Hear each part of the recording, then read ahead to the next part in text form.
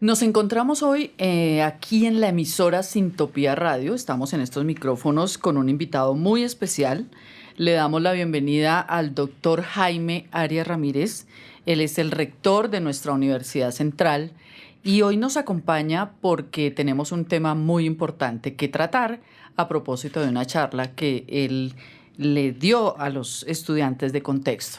Pero antes de eso yo quiero hacer una pequeña presentación del rector, no me voy a extender mucho, pero él es miembro permanente del Consejo Superior de la Universidad Central, ha sido ministro de Educación, ministro de Salud, tiene pues su profesión médico, pero además especializado en diferentes áreas administrativas en Harvard.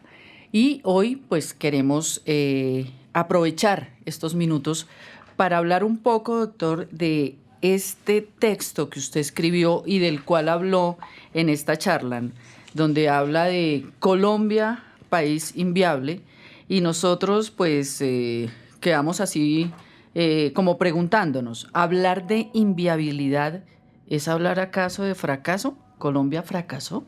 No, el título realmente es como llamativo y lo pone a uno a decir, bueno, ¿cómo es que Colombia fracasó? No, inviable es cualquier proyecto que uno tenga en la vida, como persona, como institución, que no lo pueda realizar por diferentes circunstancias. Entonces se volvió un proyecto inviable, no es viable ese proyecto. Pero Colombia no es un país fracasado, ni es un Estado fallido, pero sí en muchos aspectos, no en todo, es inviable. Y ese es el centro, digamos, de esa presentación. Doctor Jaime, sin duda, pues inviable es un tema que definitivamente permite llamar la atención del público, pero vámonos al grano, ¿cierto? Porque yo creo que hay unos puntos ejes que debemos tocar y es cómo logramos la unificación o el consenso de la opinión pública para generar un conocimiento colectivo. ¿Cómo empezamos a transformar eso? Muy difícil. Muy difícil, no porque en este momento la sociedad esté muy polarizada, como se dice, porque muchas veces ha estado polarizada y en muchos países las opiniones se polarizan. En Estados Unidos es mucho más fuerte que aquí, inclusive. No, el problema es cómo lograr una aceptación y un relativo consenso de la población colombiana alrededor de sus problemas. Y ese es uno de los temas que yo planteo ahí. Necesitamos que la población toda, no solamente las clases dirigentes, sino toda la población, esté de acuerdo en que Colombia tiene unos problemas que los conocemos, además todo el mundo los conoce, pero que esos problemas son demasiado profundos y que para solucionarlos necesitamos un trabajo de muchísimas décadas y de todos los colombianos en un relativo consenso, porque el consenso total nunca se conseguirá, desde luego. Por ejemplo, yo hablo de los narcotraficantes o del narcotráfico. Ellos no van a estar de acuerdo con que se acabe el narcotráfico. Entonces, por eso digo yo que el consenso total es imposible. Pero si unas mayorías tranquilas, serias y estables durante años llegan a la idea de que hay que erradicar el narcotráfico y otros problemas, ahí podríamos comenzar a salir adelante. Doctor Arias, es que usted menciona un punto eje y central que para mí es importante que se conozca este contexto y es que cuáles son las problemáticas más relevantes que no nos permiten un mejor presente y futuro, que nos permiten tener. Bueno, yo hablo de los problemas capitales, problemas que son muy antiguos, es decir, que están incrustados muchos en el alma del colombiano o que son aceptados por los colombianos, que son problemas que repercuten muy duro en la viabilidad general del país, o sea, de mucho impacto. Esos problemas, yo menciono 8, no sé si los recuerdo en este momento, pero trato de colocarlos desde su origen, ¿no? Pero quiero hacer una distinción. Hay 2 factores que a la vez son problemas, pero son los factores que definitivamente determinan, en mi opinión, que los otros problemas capitales, los otros 6, digamos, hayan evolucionado en el tiempo. Esos 2 factores son, primero, lo que podemos llamar el carácter del colombiano, cómo somos los colombianos. Y cada pueblo tiene su propio carácter. El colombiano no es igual al suizo, por ejemplo, o al japonés. Sí es muy parecido al resto de los latinoamericanos, claro. Entonces, el carácter del pueblo, de todos nosotros, que es un carácter colectivo además, y que se transmite culturalmente, no es en el ADN ni en los genes, es culturalmente como se transmite el carácter. Desde que el niñito nace en Colombia, su familia le va transmitiendo el carácter del colombiano, lo bueno y lo malo. Eso es uno de los factores. Y el otro factor es lo que yo denomino el arreglo institucional, o sea, en parte las constituciones y las reglas del juego de la vida civil del país, cómo es el sistema político. Y ese pues se vino, bueno, arrancó con la colonia, sin duda, porque nosotros nunca hicimos una independencia, digamos, total. Era una independencia política, territorial, pero el espíritu del colombiano siguió siendo el mismo. Nosotros nunca logramos un buen ordenamiento institucional, nunca. En ese momento, que fue en 1820 para acá, el libertador Bolívar y Santander y otros próceres pues trataron de darle a este país un buen ordenamiento. Pero hubo muchos tropiezos de entrada. En 1821 se hace la famosa Constitución que celebramos el año pasado en Cúcuta, pero luego ya al final de ese siglo hubo otra Constitución y ya cambió todo. Y esa Constitución, entre otras cosas, desbarató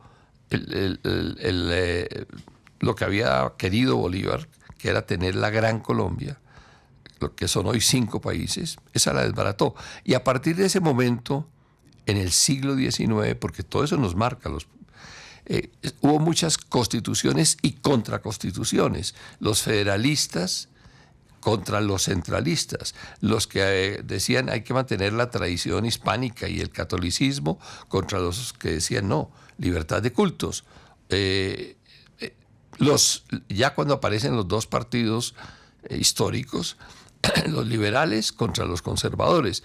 Y entonces así fuimos durante el siglo XIX, como tratando de tener una buena constitución, copiada inicialmente de la Constitución que era como el ejemplo en 1800, que era la Constitución de los Estados Unidos, de Filadelfia. Ese era como el modelo ideal. Pero además Bolívar, que había vivido en Europa, pues traía ideas de lo que era Francia, por un lado, e Inglaterra. Y trasplantaron eso a Colombia. Bueno, porque nosotros somos parte de la cultura occidental, a través de España. Lo trasplantaron y eso aquí no funcionó muy bien. Nunca hubo un buen arreglo. Y ahí comienzan pues los dos factores que nos llevan a que se crearan en el transcurso de estos 200 o más años una serie de problemas que no hemos arraigado. Doctor Arias, usted menciona algo muy importante que usted lo denomina el ADN colombiano. Sin duda, ahí se pueden ver datos relevantes, reveladores, pero quisiera saber más cómo ha sido la investigación, la indagación de ese ADN colombiano. Hasta el momento, ¿qué se podría decir que podría ser relevante? Bueno, ha habido muchos estudios y se ha dicho mucho sobre esto desde el siglo XIX inclusive.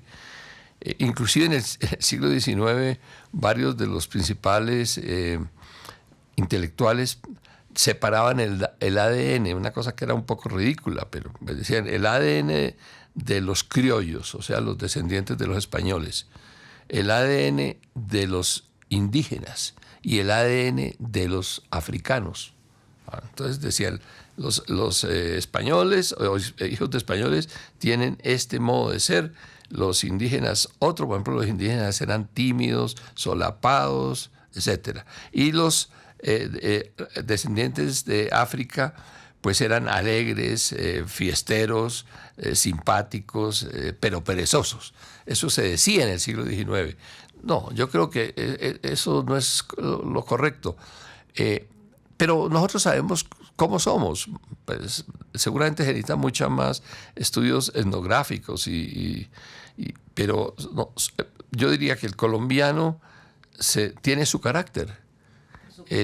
Sí, ¿qué es eso? El colombiano es simpático, amigable, en primer lugar, alegre, feliz, entre comillas, es colaborador a nivel muy familiar, digamos. Aquí la familia para nosotros es muy importante.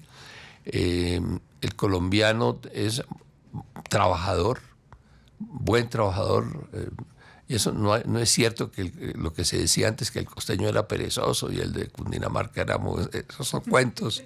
No, el colombiano en general es trabajador. Esos son como los aspectos buenos, aguantador, ¿no? Se adapta y vuelve y arranca y busca soluciones. Todo eso es muy bueno en el colombiano. Esa es la buena parte del carácter. Y también tenemos defectos.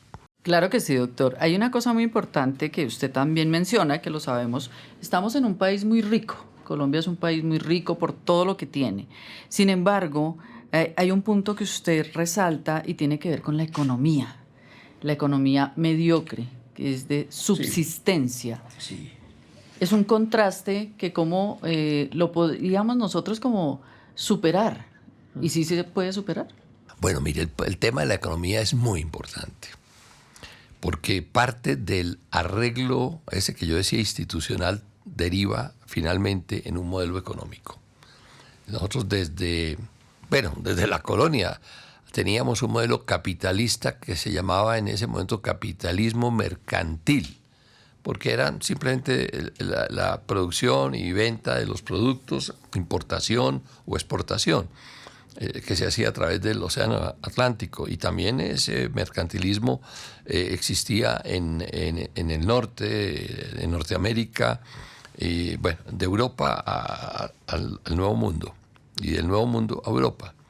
Entonces, nosotros nacimos en ese capitalismo. Entre otras cosas, en 1800 o 1700, pues no existía el comunismo, no existían alternativas, ni siquiera ideologías. No había ideologías. Simplemente se vivía un mundo capitalismo, era un capitalismo un poco primitivo, por decirlo de alguna manera, porque el capitalismo ha evolucionado muchísimo hasta nuestros días y va a seguir evolucionando. Entonces, el arreglo que se hizo fue mantener el sistema mercantil, y Colombia arrancó siendo un país muy pobre en unos aspectos y muy rico en otros. ¿Rico en qué? Rico en sus recursos naturales. La naturaleza nos dotó de una gran diversidad, en primer lugar, y de tierras fértiles, ríos, agua en cantidades, 2 mares, es decir, no podemos quejarnos. Si uno ve algunos países de Asia, comenzando por uno de los más importantes, que es Japón. Japón es un país sin recursos naturales. Lo que tiene son cerebros. Nosotros pues también tenemos cerebros, pero tenemos mucho recurso natural. O sea que esa riqueza ahí estuvo, pero se explotaba mínimamente en minería, básicamente oro. Después ya hubo otros productos como el café, la quina, etcétera. Pero en general esa riqueza quedó ahí. Y ahí está todavía, parte de ella. Entonces Colombia sí es muy rico en eso, no podemos negarlo. Pero también es rico en muchos aspectos, digamos, del capital humano. Pero también somos en eso pobres. Entonces hay que partir de que tenemos una gran riqueza y que no ha sido bien aprovechada, y que esta economía nació pobre, y que durante un siglo seguimos siendo muy pobres, que eso es terrible. Es que ser pobre un país implica que el Estado no alcanza a copar todo su territorio y toda su población, que es lo que nos sigue pasando. Miren, en el censo de 1905 y luego en el del 1918, el 90% de los colombianos estaba descalzo o tenía alpargatas. Pues eso es de una pobreza absoluta. El país avanzó mucho, respecto de eso, después de la pérdida de Panamá, lamentablemente, primero porque hubo toda la expansión cafetera y segundo porque nos llegaron $25 millones de ese entonces, que eso es una platal, que se aprovecharon bien, se hicieron ferrocarriles que llevaban hacia el río Magdalena en principios del siglo, y entonces dejamos de ser tan pobres, pero seguimos siendo pobres y somos pobres. Colombia tiene un ingreso per cápita de unos $8.000, cuando hay países en Europa que tienen $80.000 de ingreso per cápita, 10 veces más.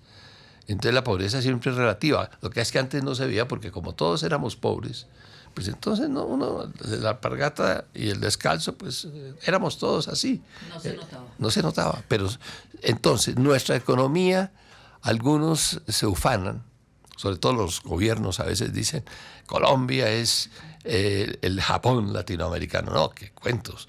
Es una economía pobre en el mundo. Es una economía que yo ahí califico de subsistencia. Es decir, el país ha mejorado. Es decir, el ingreso per cápita de hace un siglo era la 10ª parte del que tenemos hoy. Eso no se puede negar. Pero todavía tenemos un 30-40% de colombianos en la pobreza.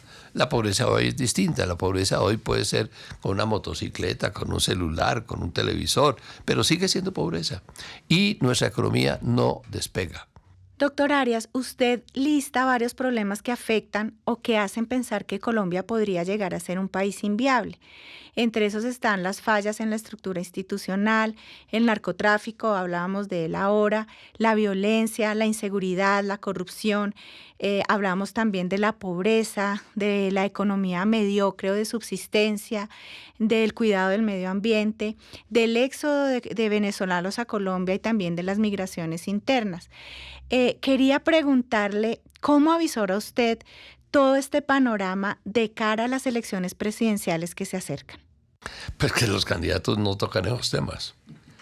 Y no los tocan no porque no existan y ellos sepan que existen, sino porque saben que no tienen nada que hacer como presidentes. Aún el que llegara a ser presidente puede ser la persona más dotada. Por ejemplo, voy con un nombre propio. Alejandro Gaviria, desde hace unos 20 años, viene estudiando los temas de pobreza, con una cantidad de investigaciones y artículos. Y cuando estuvo en la Rectoría de los Andes, trabajó, antes de estar en la Rectoría, trabajó sobre los Objetivos de Desarrollo Sostenible de la ONU. Él manejaba ya un programa. Entonces, él sabe que existe la pobreza. La conoce desde el punto de vista académico mejor que nadie. Pero tampoco se refiere mucho a ese tema porque también él sabe que estos son temas muy profundos, de mucho anclaje. Entonces no es que los candidatos ignoren, sino que ellos se dedican primero que todo a buscar temas que le gusten a la gente, ¿no? Para conseguir voticos, porque los votos son indispensables. Y segundo, porque yo creo que saben que estos son problemas de mucho fondo, que no se arreglan pues en una elección ni en un gobierno. Yo no veo así candidatos, todos hablan contra la corrupción, desde luego. ¿Por qué? Porque es una bandera que consigue votos. Pero después, ¿qué se hace contra la corrupción? Muy poco. Y es que es difícil, además, ¿no? Yo no estoy diciendo que estos sean problemitas que se resuelven de parte de un gobierno, ni mucho menos. Estos problemas los podemos resolver en los próximos 50 años, porque son problemas que llevan 200 años. Así. Pero bueno, que la gente tenga eso en la cabeza. Y podemos vivir con muchos de estos problemas. Más aún, podemos seguir viviendo con la violencia, como hemos vivido en los últimos 200 años, sobre todo en los últimos 50 años. El país sobrevive a la violencia. Esa es parte de lo que llaman la resiliencia hoy día. El país puede seguir y puede crecer inclusive. Alemania tuvo su punto máximo de crecimiento en el siglo XX, al principio, en la guerra, en plena guerra. Era cuando más crecía Alemania económicamente, porque estaba produciendo tanques de guerra, aviones, etc. Lo mismo Estados Unidos creció mucho en la Segunda Guerra. Entonces, esto hay que entenderlo. Esto no es una cosa tan simple. Uno podría seguir viviendo. Es como si uno tiene una enfermedad crónica. Pues sí, eso no lo va a matar, ahí la lleva. Y la lleva hasta que bueno, en el caso del ser humano sí mueren, los países no mueren. Entonces el problema es ese. Yo sin duda creo que hay un problema con la naturalización. La violencia yo siento que ya está en nuestro ADN, ¿no? Históricamente, aunque ¿cómo podríamos clasificar el proceso de Colombia por una historia tan corta? Bueno, la violencia, no, los colombianos no somos violentos, fíjese, eso es una cosa muy interesante, porque muchas veces uno dice, no es que somos violentos, no, toleramos la violencia, la aceptamos, digamos, aceptamos que haya violencia, que es un poco distinto a ser violentos. Los violentos son un porcentaje mínimo de la población. Si uno pudiera buscarlos y identificarlos y categorizarlos, podría decir que solamente el 5% de los colombianos son violentos. Pero basta con eso para que haya violencia. Y los demás, pues simplemente aguantamos, no podemos hacer nada frente a la violencia. Doctor Jaime, vámonos a otro puntico que me gustaría tocar y es ¿a qué se debe la pérdida de confianza en las instituciones colombianas?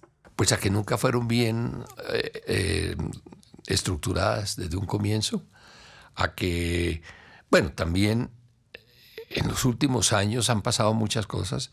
Yo creo que la corrupción estatal, que también existe en el sector privado, pero estatal, ha contribuido muchísimo al desprestigio de las ramas del gobierno, la justicia, por ejemplo, y la propia Corte Constitucional. Eso es increíble. Tiene magistrados en la cárcel. Eso ha sido muy duro, el golpe de la corrupción, para que la gente deje de creer en las instituciones. Obviamente, los partidos, que eran un soporte tremendo de la institucionalidad, tremendo, se acabaron. Hoy no hay partidos políticos, hay un poco de movimienticos, bueno, pero no hay partidos como tal. Entonces, todo eso ha hecho que el colombiano le pierda confianza a las instituciones, lamentablemente, pero esa es la realidad. 85% en la encuesta Inbamer, yo lo digo ahí, dice que no cree en las instituciones. Entonces, cuando se pierde la confianza, se pierde pues todo ese entramado, digamos, que se requiere para que un país salga adelante. Doctor Arias, y hablando de instituciones, y en especial las educativas, puede incidir en la cultura y en los cambios generacionales. ¿Cómo podría incidir la institución? Realmente la educación es mucho más compleja de lo que la gente cree, que la educación no ni las escuelas ni las universidades. La educación primero arranca en el hogar, para comenzar, y luego en la calle, y luego en las redes sociales y en los medios de comunicación. Eso es la principal educación, casi podría uno decir. Y luego viene ya la educación institucional, que debe comenzar más o menos al año de edad del niño y que avanza hasta el final de la vida, pasando por la universidad, etc. La educación ayuda mucho. No es que la educación determine cómo es el carácter del colombiano, pero sí ayuda mucho. Es muy importante. Doctor Arias, hablando de educación, ¿cómo logramos que en Colombia la educación institucional sea un derecho y no un privilegio? Bueno, es ambas cosas, ¿no? Es un derecho, pero todavía sigue siendo un privilegio. Pero yo creo que Colombia sí ha hecho una carrera importante en eso. Hace 50 años, la matrícula de niños y de universitarios, ni se diga, era mínima. Hoy día, por lo menos, la educación le está llegando a la mayoría de la población, pongamos 80, 90% de la población. Así sea de mala calidad, pero le está llegando. Ahora, el gran problema de la educación colombiana es la calidad, porque hay educación, pero de muy pobre calidad en general. Pero sí, la educación es uno de los derechos fundamentales y es para todos los colombianos, y ojalá fuera de mucha calidad para todos los colombianos. Lo que pasa es que los más privilegiados reciben educación de mejor calidad, entonces se crea un círculo ahí perenne en que los más pudientes reciben mejor calidad de educación y por consiguiente siguen avanzando, siguen dominando. Doctor Arias, usted menciona que uno de los puntos neurales para esta discusión y para el cambio del país es el carácter mismo del colombiano. Y me surge allí esta pregunta. Nosotros en las universidades recibimos permanentemente jóvenes ávidos de conocimiento, jóvenes que son esponjas, que vienen a absorber todo lo que las instituciones de educación tenemos para brindarles. Creo que allí tenemos un potencial importante para impactar en ese carácter. Quisiera entonces preguntarle cómo desde las universidades, desde las instituciones de educación superior, podemos impactar ese carácter de esos jóvenes y concretamente, ¿qué hace la Universidad Central en este momento para trabajar en pos de este objetivo? Va a haber mucha educación en el futuro puramente técnica, es decir, donde a la gente le ofrecen unos conocimientos que los llevan a una experiencia técnica. Eso es una capacitación, eso no es educación, es capacitarlos, hacerlos capaces de dominar ciertas competencias. En cambio, la verdadera educación universitaria no es una capacitación, es una formación que ayuda a formar el carácter, exactamente. Esa es la diferencia. Lamentablemente hoy la gente muchas veces se inclina por una carrerita o por unos estudios que le ofrecen baratos y sale y se emplea, sí, es cierto.